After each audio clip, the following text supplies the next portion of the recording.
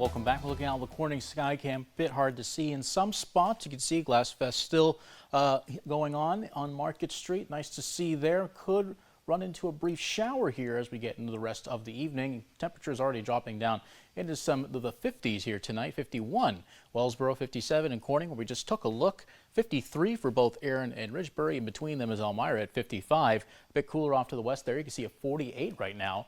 Over to the east in Binghamton.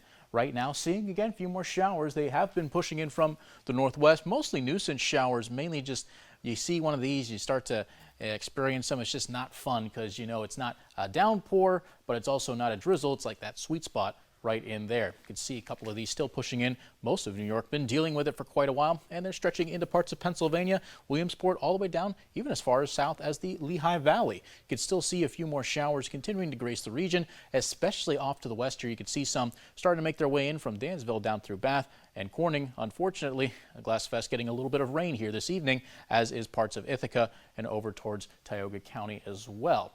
Over the next couple of days, things certainly are going to be on the changing sides, but can't rule out the showers tomorrow, mainly in the afternoon. There you can see again from the same direction that wind from the northwest allowing spin up some of that moisture and bring in a few more showers, but things calming down on Monday and skies looking to clear at least somewhat. In terms of total rain, we're really not expecting too much. You get maybe a couple more hundredths, but if you get perhaps a more stronger band coming through, then you could see the rain gauge get up to about a tenth of an inch from now until Monday. Good to see some fireworks tonight, 9:45, but you may run into a shower, but for the most part, we're looking fairly dry for most of the region. Hopefully we don't run into some showers later on tonight. As for Memorial Day, just shy of 70 degrees, partly sunny conditions, looking not too bad. Nice to finally have a break from this rain, and that will stretch into not just Monday but also Tuesday, and we are going to see more 70s in for next week, but overall mainly going to be broken up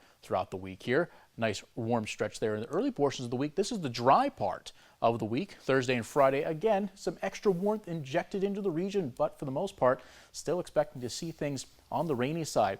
Another low pressure system coming in. It's going to bring in some more showers for us from Wednesday through Saturday, but as we get closer to the weekend, those rain chances will go down, thankfully. We've just been dealing with so much rain this month here.